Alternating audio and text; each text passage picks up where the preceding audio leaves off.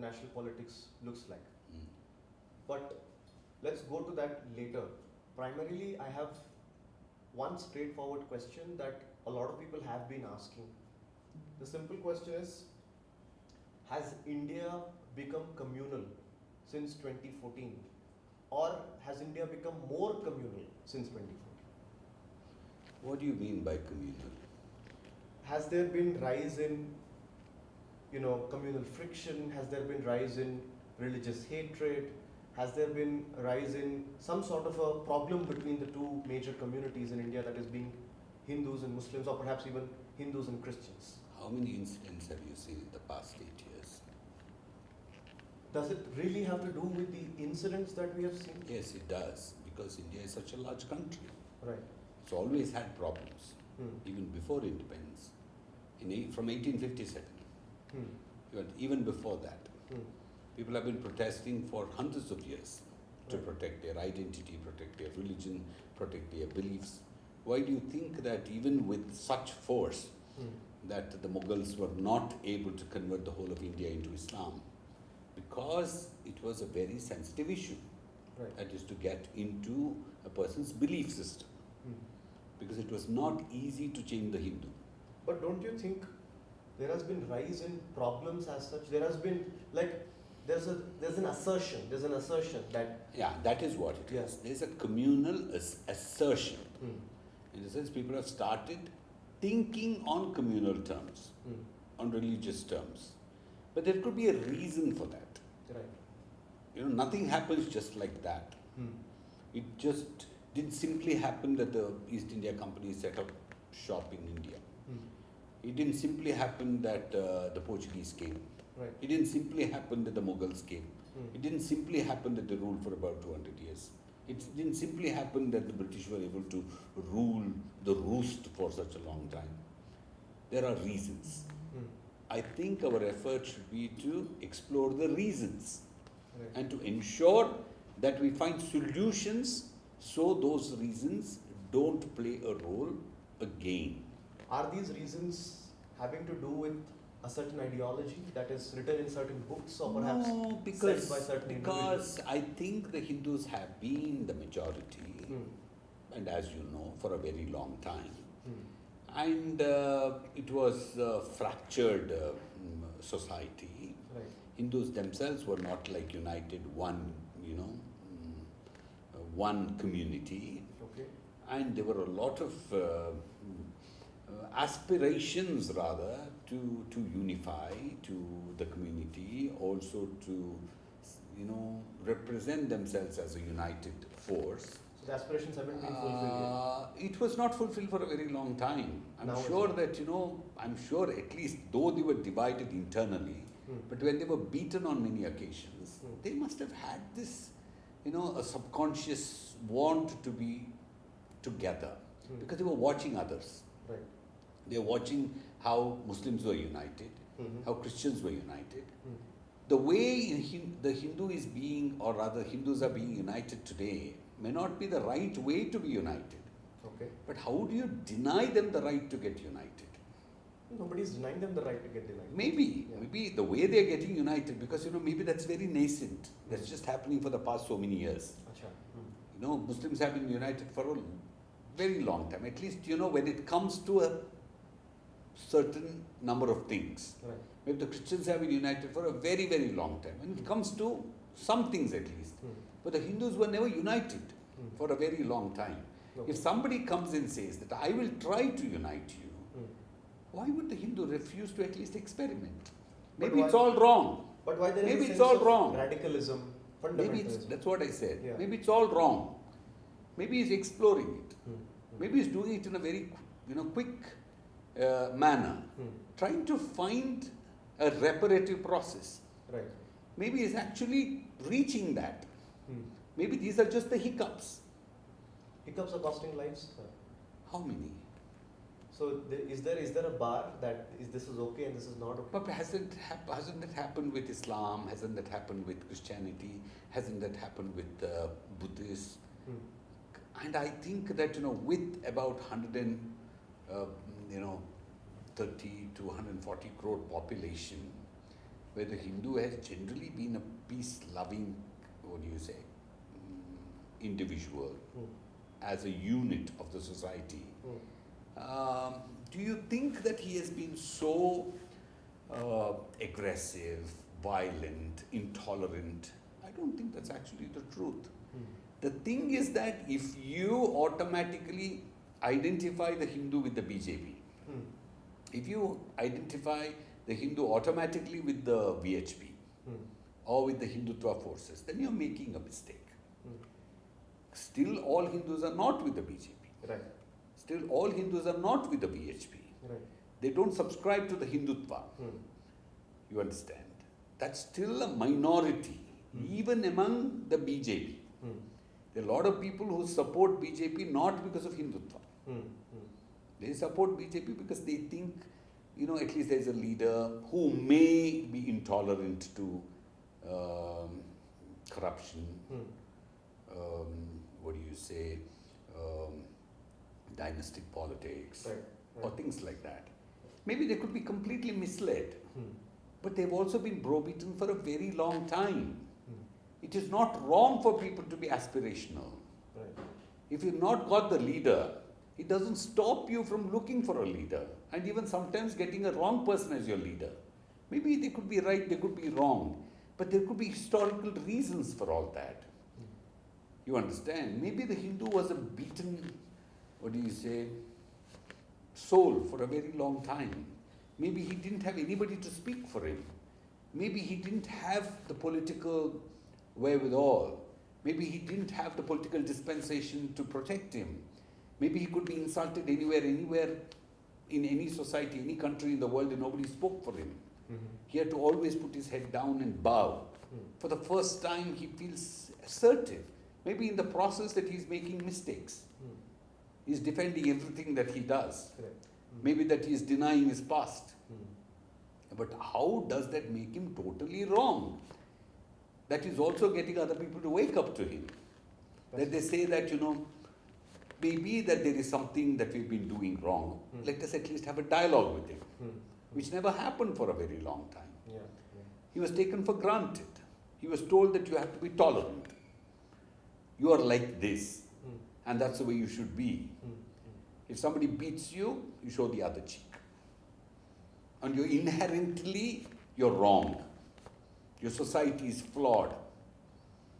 Your culture is the worst. Your gods are debauched. Everything was told to him. But weren't there flaws in the other communities too, other religions too? But why was always a Hindu made to feel, inferior? If he was not made to feel inferior, he would have not behaved like this. So is it a single community's fault where the ideology of Hindutva lies? No, it is not. To blame Islam for the mistakes of Hinduism or the Hindu society is a little askew, in the sense it doesn't fall in place. Because Hindus were in majority even when Islam came into India. Correct. Hindus had very great kings, like we talk about. The Hindutvavadis themselves speak about the great kings, like kings were terrors, I tell you. They could have protected. Okay, why didn't they? Because they were so much entrenched in their own selfish motives. Correct. That they were not bothered about that. But the same thing about Islam too. With Islam having ruled this country for more than about 200 years, why do you still have such abject poverty among Muslims? It's because Muslims' upliftment was not the priority of Muslim rulers. They used them just as slaves. Women for something and men for something else. And ultimately their own personal glory of that religious, greatness. Did they even give them education? Did they give them lands? Did they, train them in anything? Instead of just keeping them as just, I'm talking about even people who got converted from... No, that particularly does not have to do with Mughals or perhaps even Delhi Sultans. It also has to do with the partition and the... No, I'm not talking about just that. I'm talking about even before. Even during the time of Islam, you don't speak about so many Islam Muslim scholars or Muslim scientists or Muslim reformers, you see Hindus there too, don't you? Yeah. In the courts of these Muslim rulers. True. And what were the Muslims doing? Because perhaps, the Muslim Rajas were busy, having these Hindu scholars to sit in their courts, whereas Muslims were basically kept for something else. If that was not done, perhaps the Muslims would have actually, see, let me tell you, for a very long time, India was not having a pan-India Hindu ruler. Correct. In the sense, at least in the recent past, for the few past centuries. All this that we talk about is, apart from the Vijayanagar kingdom, that was also restricted to a certain area. You didn't have the pan-India setup. But that was not the case with Muslims and Christians. But still, even today, if they are backward and the Hindus have done well, I think there is something inherently possible with the Hindus. Perhaps they were not good politically or political unity.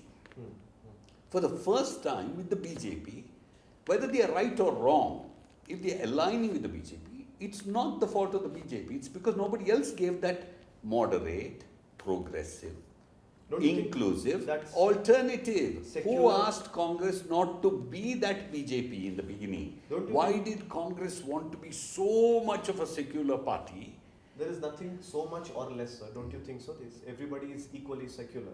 They give equal chances to everybody. I mean, I'm not talking about appeasement. I'm saying that if at all you feel that Hindus, by being given priority, they would have suppressed other communities.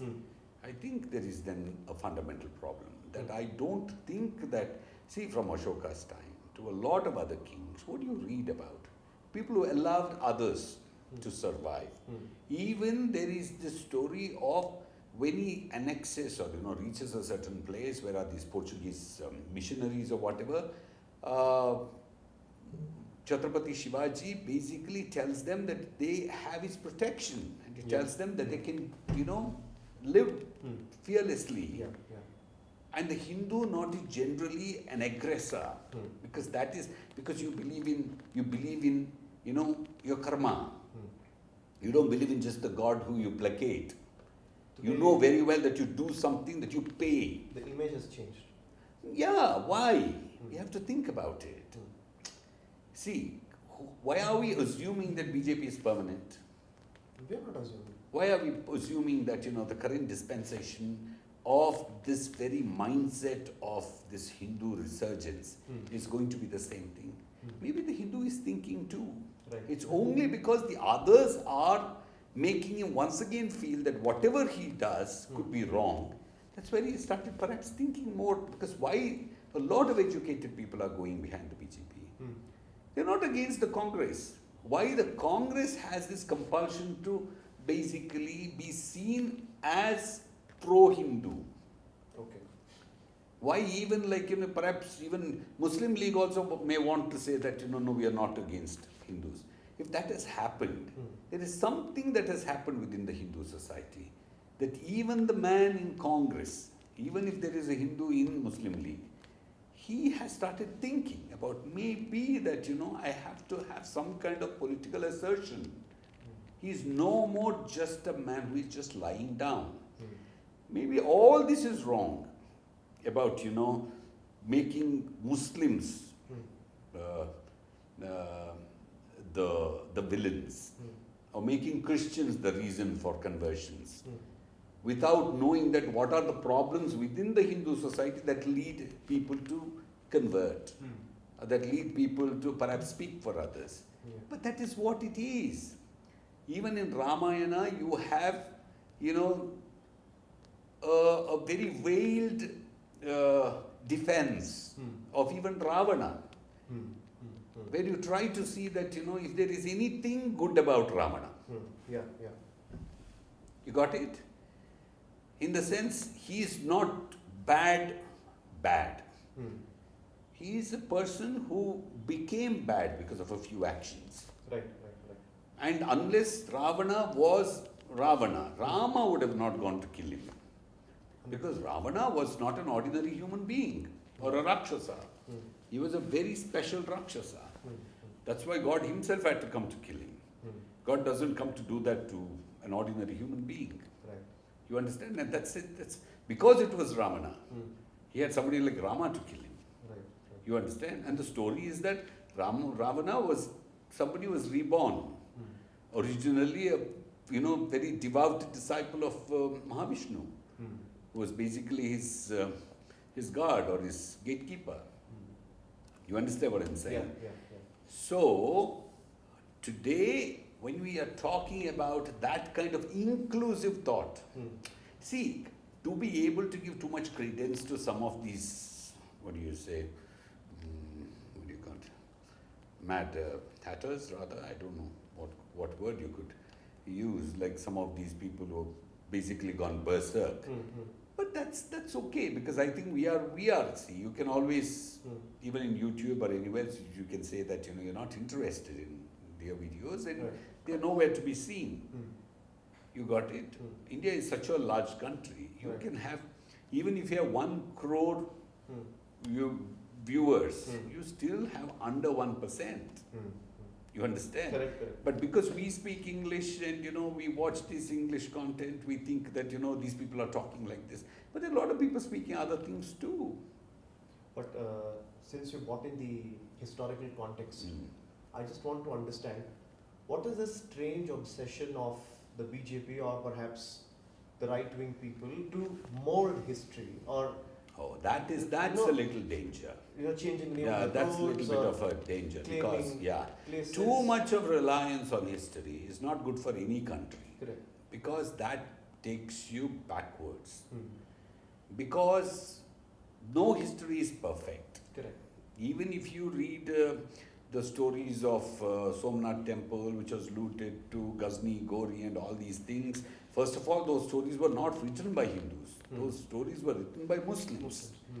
And those perhaps were even on occasions perhaps were written only to, glorify those rulers, basically to make them, formidable and, powerful and monstrous and all, just to scare people. Maybe the purpose was very different. See, if Hindus were so weak, even historically, I don't think you would have had any Hindus at all. You know what happened in Mexico, you know what happened in all over South America, you know what happened in the US, or rather in North America, with such, well-established native Indian culture, how these missionaries just decimated it. But in India, like, people who were weak, people who were not even, that well trained in warfare, people did not have that kind of economic power, but still they survived. That means there was something else that was very strong in them. So I think to blame that, Ghazni did this, Gori did this and all, is to just divert attention from what was essentially wrong with us. That, I think that there was this big cultural conflict about two kinds of civilization, which was one which perhaps thought of itself as being superior, and another which was like the native civilization. May not be in the sense that Aryans came from elsewhere or whatever. I'm saying people that disagree with you on that, because they say Aryans are indigenous people. No, could be. What I'm saying is that, but could have been superior in the sense, maybe fair-skinned or rather more educated or something like that. It needn't always mean that, people who are fair who have come from elsewhere, because, or maybe in India also you had fair people. It was, very much possible, because India did not have a wall built around itself like the Great Wall of China or something. People were coming and going, people were traveling. For 3,000 years, people, had commerce with Greece and Rome and Aden and elsewhere. So it's very much possible that people were coming here, and white people have also settled here.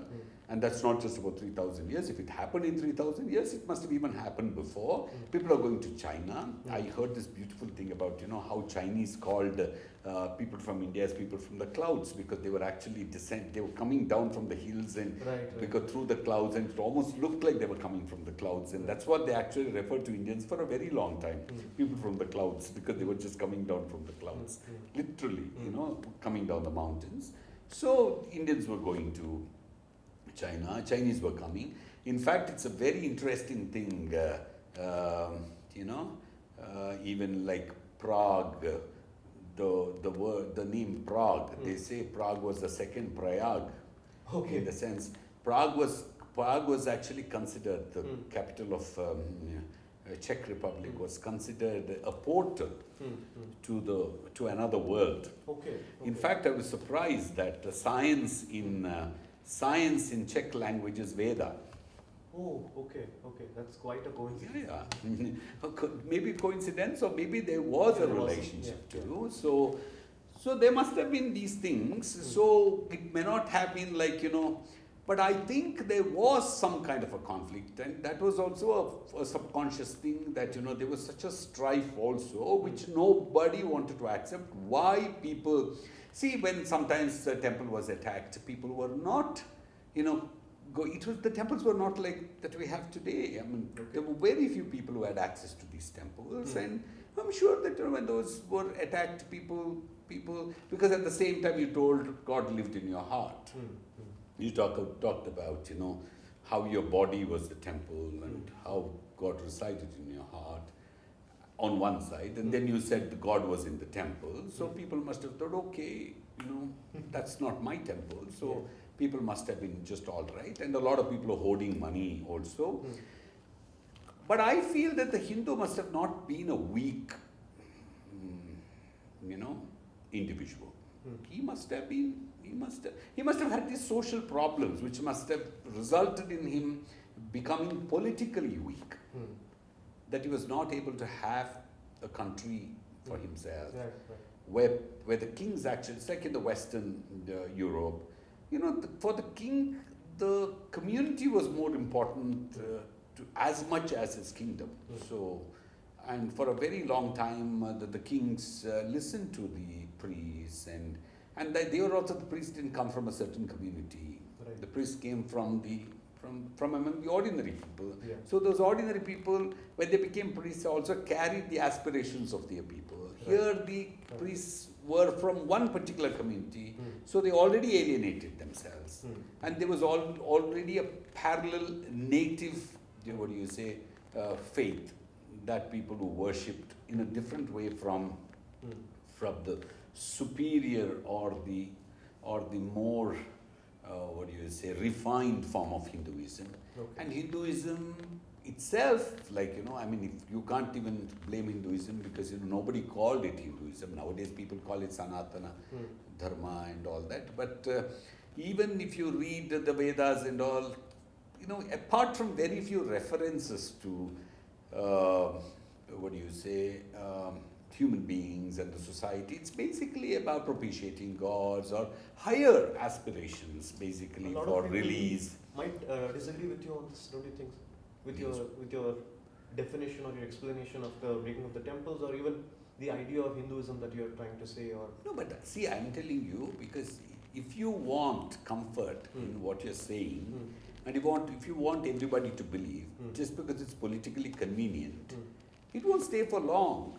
Right. See, I think the Hindu has to go into the roots of the issues and try to understand literally everything. For example, if somebody has read the Vedas, to what is in the Vedas, to what is what we worship as gods, to what we worship as in temples, sometimes you feel that is not your Hinduism at all, because, you know, this is, but then, I mean, Hinduism is not a monotheistic religion or Abrahamic religion, so that, you know, it is bound by a book or its teachings. Hinduism cannot even be called a religion. It's a very different,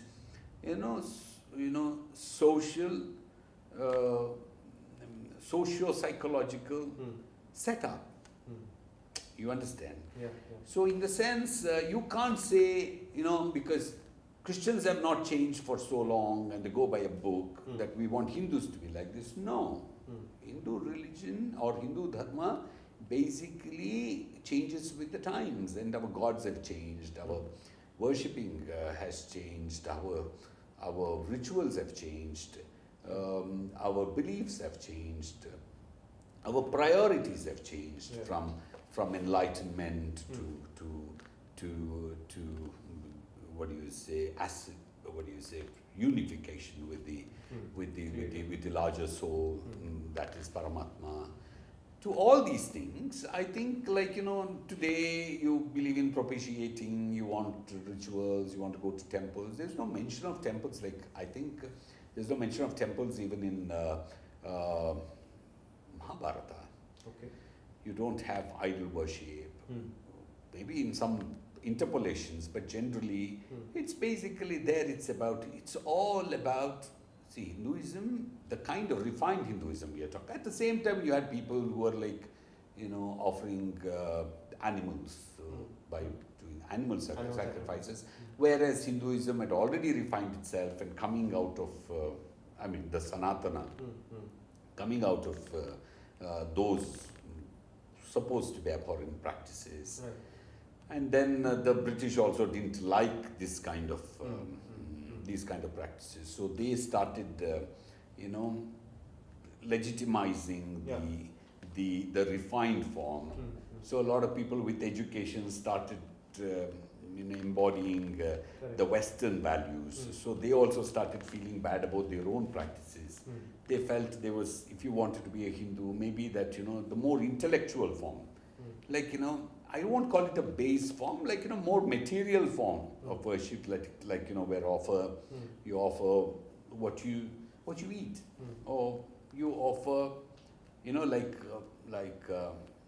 was reading in a book, like one of these Indonesian tribals who were into cannibalism. So they said when you were eating a human being's flesh, like you were like making that person part of you.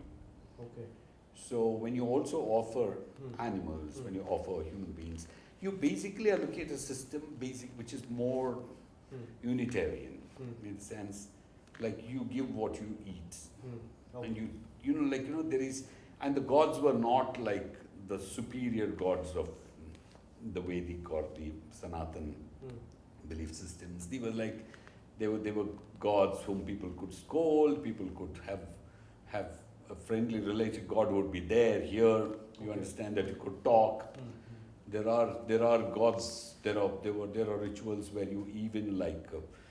I know of a particular temple where people would go and tie chili pepper to the sari of the goddess and would not remove it till the prayer actually materializes. So it's that kind of a very but you can't question those things. That was they found succor in such beliefs. But then slowly it progressed towards more Vedic or like refined belief systems and so on. So I think there was this clear dichotomy in the beginning. Right. And we have to accept, we can't, and also the social things, how some people may have treated our own people badly. I don't think those are excuses also to accuse the Hindu. Right. Saying that, because this king did like this, these people treated you badly.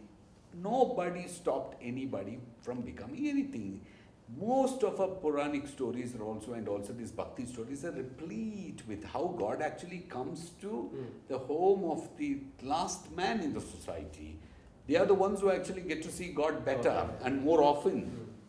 From Bhakta Kumbhara's story to, Satyakama's story to, anybody. And Maharashtra, where this caste system was so monstrous, you're more like of these stories of, basically God coming and, speaking for, low caste people, to defending them, living in their homes. Yeah. So there were always these messages being given out that, like those people who were thinking of the superiority of certain caste law were being wrong. You got it. And how like Advaita to all these things, there have been very, very clear and concerted efforts to correct. So if you were to say that the Hindu society never ever made any effort in it, only now we are thinking about it, you're being a fool. Okay. You got it? Yes. So the most important thing here is that politically there was an issue. Right. That is something that we need to Yeah. Understand. But in the process of becoming politically strong, if you start creating new false ideas, you create false identities, you create false leaders, that false thing will crumble. You got it. Yeah. But I think people should have been aware. See, what BJP did is that it came in at the right point when the Hindu society was going through a flux. They found that need. Nobody stopped somebody else from coming. You understand? Yeah. Why didn't the Congress see it? That there was something happening. See, every Hindu today who supports the BJP is not, taking up cudgels. Are they? No, they aren't. Are they fighting with Muslims? No. But there are who are doing that. But these people sometimes inadvertently, like the same case with Muslims too. Sometimes, just because some people do it, I can't expect you to answer. Yeah. You to defend them. Or you to actually, what do you say? Repudiate their belief. Because that's not your job. That's a society's job. Correct or not? Yeah. You could be a Muslim, somebody else also could be a Muslim. But your beliefs and your understanding of your God and your belief and your faith could be entirely different. I can't make you responsible for him. You understand? Like how for all mistakes of Hinduism, Brahmins were blamed for a very long time. Brahmins with such a small population, if they could influence the Hindu society, however they influenced, that means there was some weakness in you to allow them to influence you so much. Right. Correct? Maybe then it is actually not true. Maybe you are happy wallowing in your small ponds. Maybe you had the opportunity throughout, from Bhakti movement to even before, to so many efforts were made to correct things, but you went back to falling into your own pits. You got it? Yes, sir. So, like how Muslims could be made the villains, Brahmins were made the villains, somebody else was made the villains. So, ultimately, it's not my fault, it's somebody else's fault. So, I think that is one big problem with India. For everything, you find somebody else's. Like today, perhaps the BJP says, for everything wrong with the country, it is Congress or Nehru. You understand? That won't actually hold water for too long. It won't.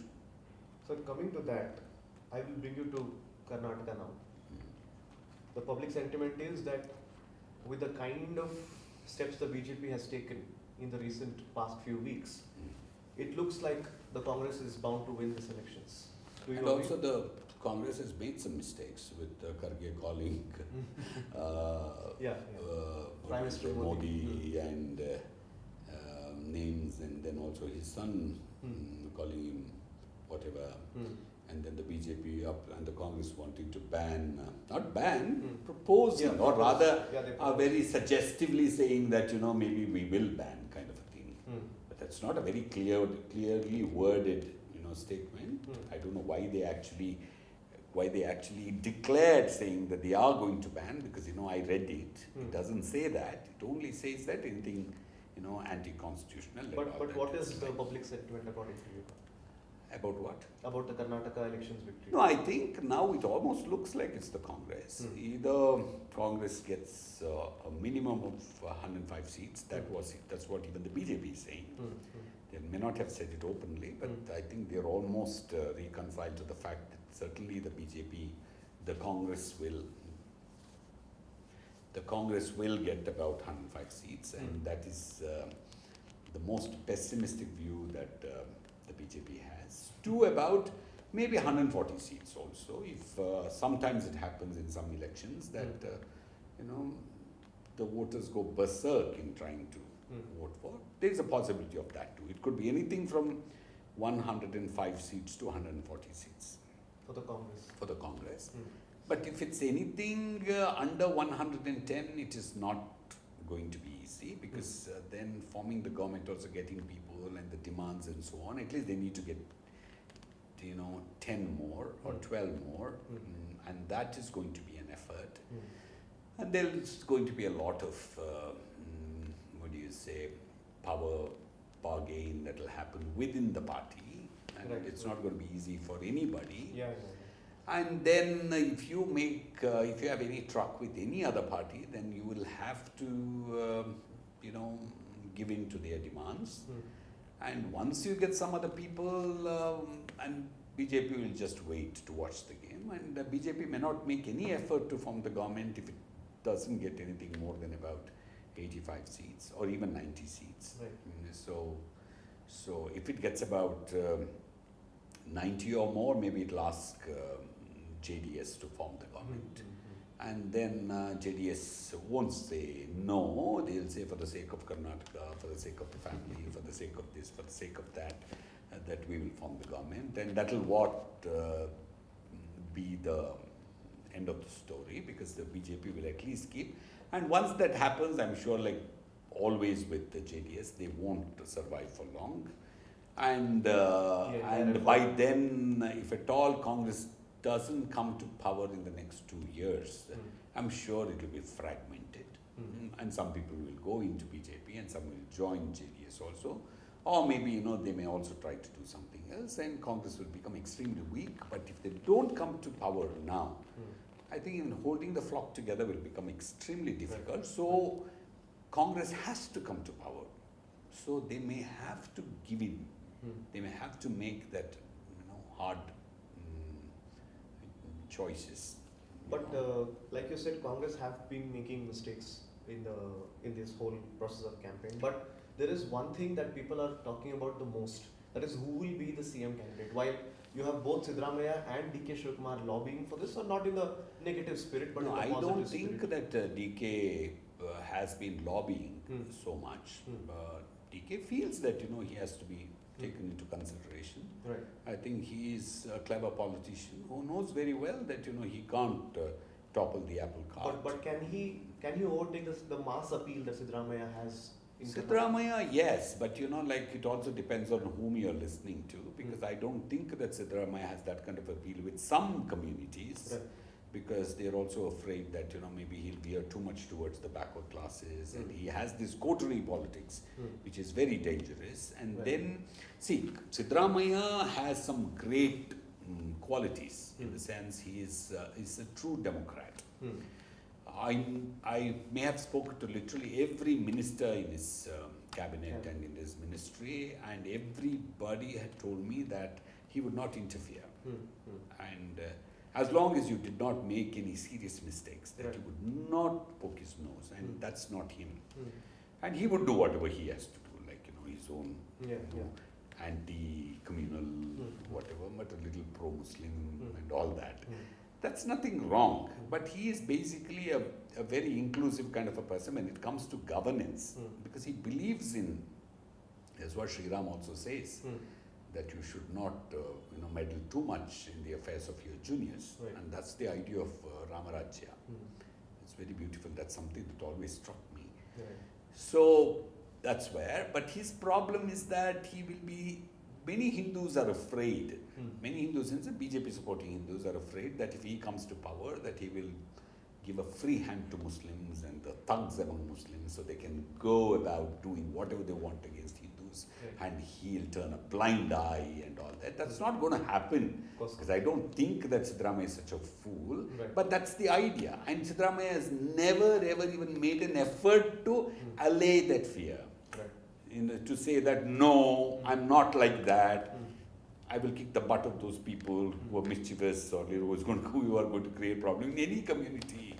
We are not going to be favoring the mischievous lot among Muslims. He should say that, and he has not been saying that. But if inherently he doesn't feel that, why should he say that? People, perceptions are very different. Perceptions. You can't, do an anatomical study of politicians to find out where is your love for whom and all that. People just go by perceptions, your action, as if Modi is actually what people think he is. But people have the right to think whatever they want. Are you saying that he is not what people think he is? Yeah, to a very great extent, he's not. And sometimes it's very shocking. I thought he was going to be a very humble, very, down to earth, very tolerant politician, because actually I wrote an article about him in 2008 for Midday, in which I can't believe that I praised him so much. I told that, this Yediyurappa has to learn anything that he wants to learn from Modi. I said, that's actually true. Modi would, receive calls in the dead of the night. He would direct officers to go and attend to things. And I know of people in Karnataka who were personally called by Modi to go and set up factories in Gujarat. Right. So you cannot just, dismiss Modi. But after becoming, maybe he's become older, and maybe he also feels that he's not permanent. So he just wants to do some things. Right. No, I don't like all that. I expected Modi to be something else. Actually, I liked his governance so much. I thought that was great, because one day when I wanted to interview Yediyurappa for that small period, he didn't want to go to any interviews. He actually quoted Modi's example, saying that see, Modi doesn't give interviews, so I don't think it's important. He does it now as a Prime Minister.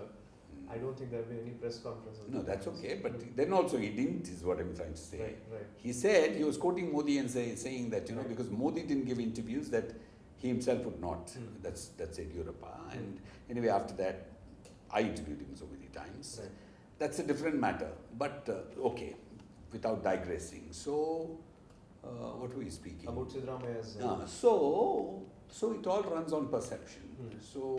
So if there is a perception about you that you're overly in favor of, some community, you have to correct that perception. Nobody says that you can't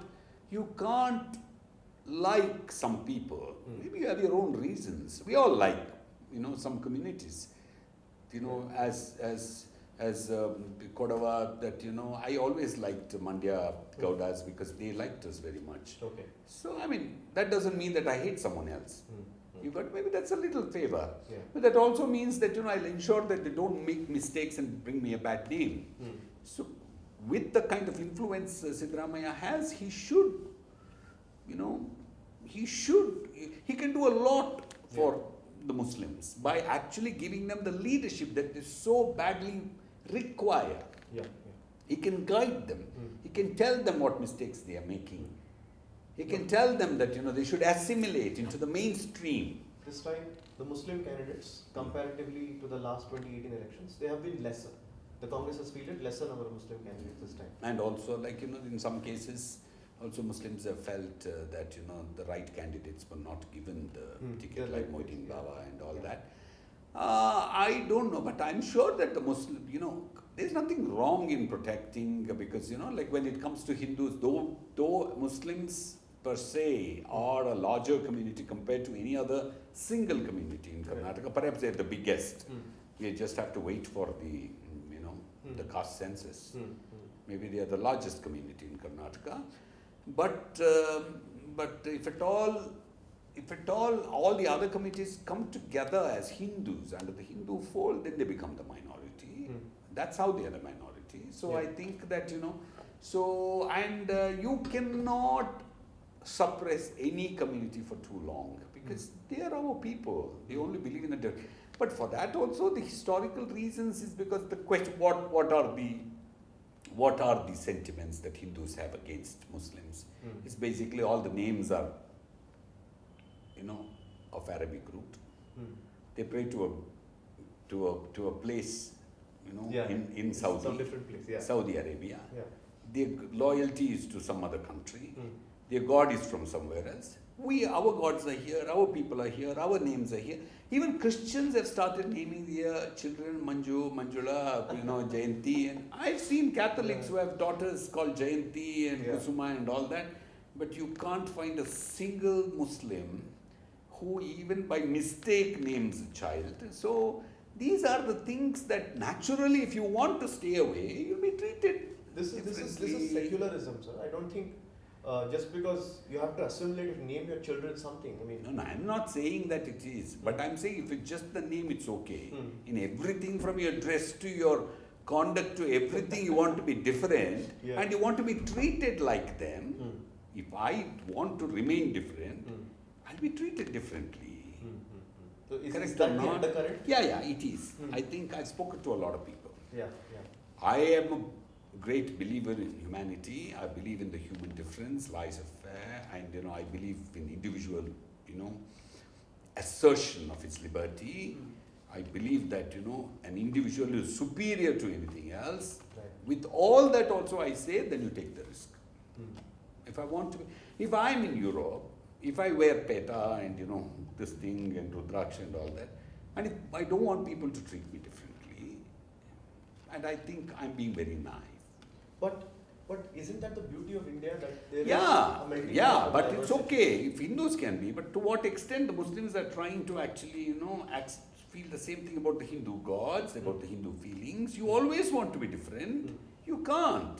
So the sense of I'm alienation. saying that the Hindus are ready to accept Muslims. Right. There's nothing wrong. There's nothing wrong. They've done it for a very long time. They've felt that there is nothing, I think no Hindu in his right senses will treat a Muslim as inferior or different or whatever, but all that they ask is that treat us the same way. Right. Okay? Treat us. Don't always think like I'm something else, my God is something else, whatever. That's not true with some politicians at least. They are ready to go to temples and whatever. Oh no, I can't. No, that's not. No, that's haram. No, this is not halal. Oh, that is. Then you always, when somebody is always making me feel that I am not part of his life, you better be not part of my life too. The closing statement would be this, that if this undercurrent would be solved. That's all. That's all. Hmm. Both take some steps forward. More than religion, more than anything, living together and for the sake of the future.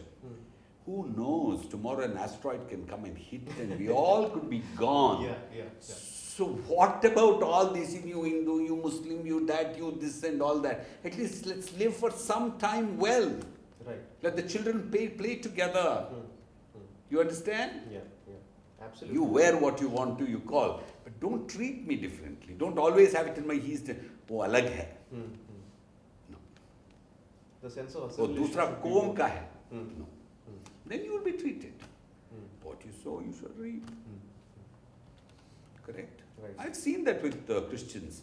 A lot of Christians have made great headway in terms of, if not assimilate, they may be still having that, maybe Christian God is more superior, but at least they don't show it. Yeah. You got it? Sometimes they could be just with you. You don't make out. You understand? They don't always rub it in. You got it? Yeah. That will be used politically. Yeah. Absolutely right. That will be used politically. And don't blame the BJP.